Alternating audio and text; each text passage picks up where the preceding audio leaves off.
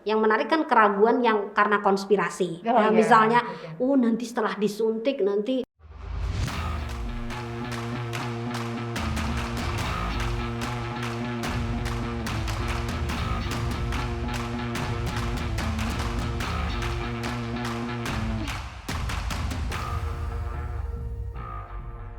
Nah, Prof, ini biasanya kan kalau kita melihat media sosial banyak respon seperti itu, banyak sekali buzzer-buzzer tanda petik ya, yang secara bombastis dan intensif menyampaikan informasi-informasi yang mungkin tidak sesuai atau tidak resmi dan menimbulkan keraguan di masyarakat. Mana sih berita yang benar, mana berita yang tidak harus diikuti seperti itu.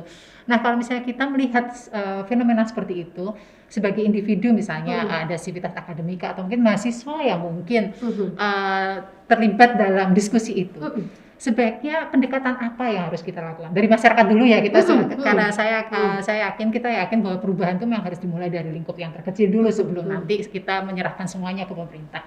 Saran Prof Hermin sebagai individu yang ada di UGM khususnya dan juga nanti pemirsa yang melihat acara UGM Talk ini, apa sebenarnya yang bisa kita lakukan sejak awal, bukan sejak awal ya, maksudnya inisial DIP gitu, untuk bisa berkontribusi positif mengurangi keriuhan komunikasi tadi. Iya, sebenarnya satu sisi keriuhan komunikasi kalau menumbuhkan rasionalitas itu tepat ya. Tetapi kalau keriuhan malah terlalu banyak resonansinya, suaranya saja yang tampil tanpa solusi, itu yang harus kita hindarkan. Dan itu yang umum terjadi saat ini ya, Prof ya, di mana-mana. Betul, karena memang environment-nya masih baru tuh Mbak. Ini semua sedang berusaha untuk misalnya di level pemerintah bagaimana merespon ini, bagaimana kemudian saran saya misalnya penguatan komunikasi publik tadi, karena komunikasi publik tadi kan wholeness ya, jadi kita bisa nangkep audiensnya. Tapi kalau media sosial kan semuanya bicara. Dan apa kalau Mbak Wit menanyakan apa saran saya? Tentu saja ini semua kita harus mulai dari diri sendiri untuk melatih rasionalitas tadi. Jadi tujuan dari komunikasi yang paling luhur itu kan sebenarnya bagaimana kita kemudian mencapai atau tadi sensitivitas sistem sosial sehingga kita lebih siap untuk berbagai isu. Dan pandemi ini saya kira kita kan belajar luar biasa. Dan kalau tadi masuk ke media sosial, betul Mbak, petanya sekarang terbuka. Kalau dulu orang belajar, zaman saya dulu belajar komunikasi, orang hanya bicara menjadi opinion leader ya, single ya. Tapi artinya apa itu? Iya, menjadi pimpinan pendapat satu gitu ya. Tapi sekarang kan nggak mungkin single opinion leader. Ya, yang terjadi adalah dunia demoskopis istilahnya. Dunia demoskopis itu lahir para cognitive entrepreneurship. Jadi wirausahawan kognisi gitu. Dan itu tidak harus dari pemerintah, tidak harus dari semuanya. Dan saat ini yang kita lakukan, kita juga melakukan entrepreneurship kognitif masyarakat. Penting berarti Prof ya. Sangat. Jadi bagaimana UGM melalui keilmuan yang kita miliki, kita harus mewarnai karena terbuka semua, persaingannya terbuka, buzzer masuk, influencer masuk gitu ya. Masyarakat itu menjadi pertarungan, jadi ranah pertarungan gitu ya. Yang melelahkan ya Prof ya. Saya kira di satu sisi, jadi memang kalau saya ajarkan ke mahasiswa saya sekarang nggak berani mengajarkan kamu harus jago bicara untuk meninabubukkan semua orang. Itu sulit sekali Mbak Wiwit, karena kita sekarang adalah masyarakat modern yang semuanya terdiferensiasi, beragam sekali ya. Jadi dan itu di horizontal, sehingga kita nggak cepat putus asa kalau isu kita nggak nyampe. Berarti pertarungan kita harus lebih kuat. Dan hadirnya UGM Talks ini saya kira juga untuk menghilirkan ya ide-ide pemikiran teman-teman saintis untuk mewarnai masyarakat yang tadi sudah demoskopis, yang terbuka. Yang kita tidak bisa lagi menjadi opinion leader, tapi berjuang bersama-sama untuk mempengaruhi dan mainstreaming isu yang seharusnya kita mau targetkan gitu. Jadi memang arenanya berubah, betul. Baik. Prof, seperti yang kita diskusikan di awal bahwa isu terkini adalah penolakan adanya sebagian masyarakat yang menolak adanya vaksin. Padahal dari pemerintah sudah mengupayakan sedemikian rupa memberikan informasi dan komunikasi yang mungkin menurut saya sudah sangat baik, memberikan penjelasan tentang vaksin itu apa, kemudian resikonya dan hal-hal apa yang harus dipersiapkan oleh masyarakat sebelum mendapatkan vaksin. Namun masih ada saja masyarakat, segolongan masyarakat atau kelompok tertentu yang menolak vaksin tersebut. Menurut Prof. Hermin, apa sebenarnya ada apa? Ada gap apa yang sebenarnya seharusnya dilakukan oleh pemerintah selain semua yang sudah dilakukan dengan sangat baik ini? Iya, kalau data terakhir dari September 2020 kan ada sekitar 115.000 respondennya WHO itagi dan melakukan survei. Hasilnya adalah 30% itu menolak karena tidak yakin keamanannya, gitu. Tapi kemudian juga ada 8% yang menolak karena religion, misalnya.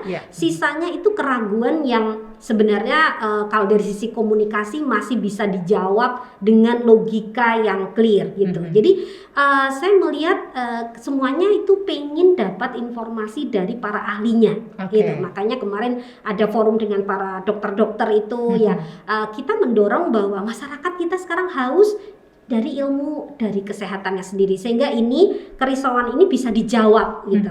Dan kemudian juga ada isu saya oke kok kalau semuanya diberikan oleh pemerintah, gitu. Jadi menurut saya vibe-nya, situasinya itu positif menurut saya. Artinya kita bisa berharap banyak bahwa vaksinasi ini auranya itu oke, walaupun datanya tadi ada yang seperti itu ya. Tapi memang itu Mbak Wiwi, dalam dunia komunikasi kita terus harus mengembangkan bahwa yang menerima itu belum tentu keraguannya tidak ada, pasti ada ya. Sehingga strategic communication spesialis yang kita dorong adalah mereka-mereka yang ragu ini memang kita harus dekati melalui multi approach gitu ya, multi approach. Jadi mereka alasannya kenapa gitu. Tapi datanya itu hampir semua, kalau Anda butuh informasi pandemi dari siapa, itu mereka semua menjawab dari kesehatan. Jadi orang-orang kesehatan. Sehingga ini juga menunjukkan bukti bahwa masyarakat kita juga sangat orientasinya itu percaya pada profesional juga ya pada kasus pandemi ini. Sehingga kemudian kalau dapat informasi yang benar mereka gitu. Dan saya kira situasinya kita sendiri di UGM kita vaksin dan semua seperti ada harapan baru ya, bahwa penyakit ini memang masih sulit kita kalahkan, tetapi upaya manusia melalui sains dan sebagainya ini harus terus didorong. Bahwa ada yang ragu, yang menarik kan keraguan yang karena konspirasi. Misalnya, nanti setelah disuntik nanti ada chipnya, ya, terus kemudian nanti Anda jadi DNA-nya berubah. Saya kira kemudian kita itu seninya komunikasi maksudnya berbagai macam konspirasi muncul dan jadi hiburan juga sebenarnya. Dari sisi yang agama kan juga sudah ada label-label halal dan sebagainya. Itu saya kira bisa dibaca sebagai upaya untuk meningkatkan kepercayaan kepada tokoh vaksin. Masyarakat penting berarti. Saya kira itu juga walaupun tadi ya situasinya semua bertarung, tetapi ya bagaimanapun ya udah kita harus tetap merespon yang aneh-aneh tadi kan tetap harus dilogikakan secara rasional gitu. Misalnya tapi orang sendiri konspirasi betul ya, dan itu memang ada wilayah yang menjadi tantangan dari komunikasi modern itu. Baik. Nah, ini komunikasi modern memang terkait dengan masyarakat modern ya, Prof. Ya. Dan tadi Prof. Hermin sudah menyampaikan bahwa tokoh masyarakat juga penting. Ini terkait dengan masyarakat dalam tanda petik modern, tapi yang lokasinya mungkin tidak di kota, di daerah di luar, di pedesaan, yang mungkin tidak semuanya, walaupun dari angka yang diberikan Prof. Hermin tadi sebenarnya di desa pun sudah banyak persentase masyarakat yang sangat terlibat dengan media sosial. Akan tetapi bagaimana sebenarnya peran dari tokoh masyarakat dan individu masyarakat yang mungkin bisa kita katakan belum modern, hanya saja sudah tersentuh dengan teknologi, tapi literasinya mungkin belum sampai bagaimana kita menyikapi hal-hal tersebut. Selain tadi pemerintah harus melalui beberapa tahap berkomunikasi, bagaimana mencoba mengangkat tokoh masyarakat untuk bisa mengedukasi masyarakat yang ada di non modern lah istilahnya. Saya kurang tahu istilah yang tepat seperti apa. Bagaimana untuk mengedukasi masyarakat supaya memiliki literasi komunikasi yang baik. Iya, ini kalau konteksnya pandemi saya kira memang saya menyarankan semua lini bergerak ya, Mbak Wiwit, karena memang situasinya kalau Indonesia sendiri tadi kan Indonesia itu dikatakan 5 konteks masyarakat masih ada, Mbak. Jadi yang istilahnya yang memang jauh ya dari Jawa apalagi ya. Nah, ini masih kita harus dekati dengan pendekatan yang spesifik. Mungkin tadi dikatakan opinion leader, walaupun kalau di Jawa kita sudah masuk di dalam warna information society, masyarakat informasi yang istilahnya no opinion, single opinion leader misalnya. Tapi kalau di wilayah-wilayah di pedesaan yang kemudian masih kekerabatan, kekeluargaan yang kuat, ini memang harus tadi multi approach itu dilakukan, sehingga kemudian tantangan kan kelihatan ya Mbak, mulai dari kita menghandle Jawa yang sudah dinamikanya begini, kemudian semakin jauh dari Jawa mungkin ya, atau wilayah-wilayah yang remote. Nah, ini kita juga harus multi approach tadi, karena isu katakanlah menolak vaksin dan sebagainya itu kaitannya banyak emosional, sehingga kemudian kita perlu dekati dengan mungkin rasionalitas yang paling mungkin kita lakukan. Karena dalam isu COVID-19 kan menjadi mengerikan ketika satu kelompok yes, ada kelompok yang no. Nah, yang kelompok yang no ini yang bisa mendorong penularan begitu. Nah, ini juga tantangan kesehatan dunia modern juga. Bagaimana melalui energi komunikasi orang tuh lebih cepat untuk aware bahwa kalau kau nggak mau divaksin berarti kau membahayakan dirimu sendiri dan juga lingkunganmu. Nah, ini yang memang satu hal Mbak Wiwit saya ingin katakan, mengkomunikasikan risiko itu kan paling berat Mbak.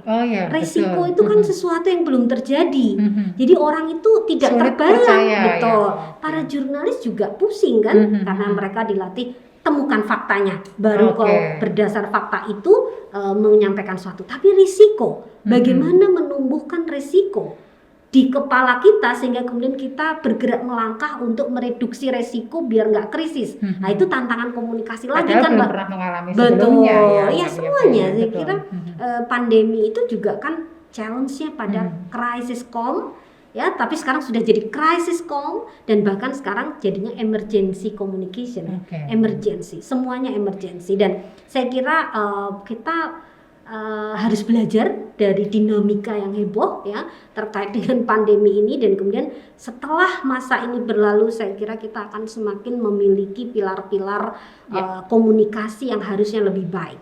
Karena kita juga tidak mengacuhkan sesuatu yang resiko tadi ya kan, sehingga kemudian kita banyak belajar dari penanganan COVID ini, saya kira. Baik, Prof. Hermin, luar biasa. Jadi ada beberapa kunci sebenarnya disampaikan Prof. Hermin, bagaimana setiap elemen masyarakat bisa berkontribusi positif dalam menangani isu-isu yang muncul dengan adanya pandemi ini. Dari masyarakat sebisa mungkin saling mensupport, saling mendukung untuk menumbuhkan sense of logic dan rationality-nya sebelum mereka menerima informasi.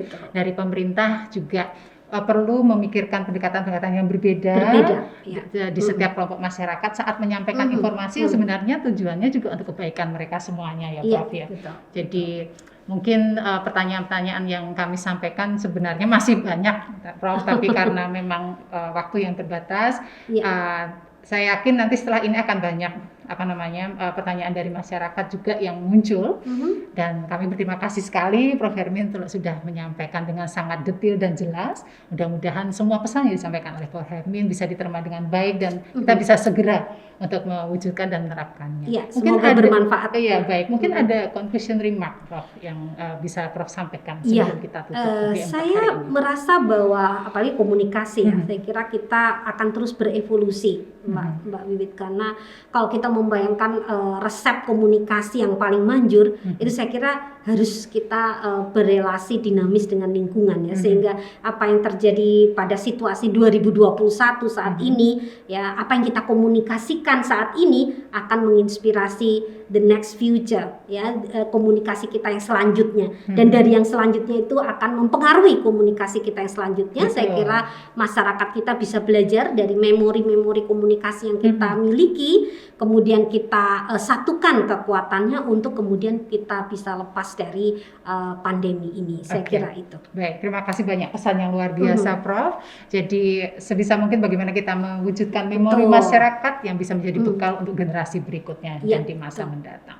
Terima kasih sekali waktunya Prof. Hermin. Mudah-mudahan bisa bertemu lagi di lain kesempatan. Terima kasih. Terima kasih.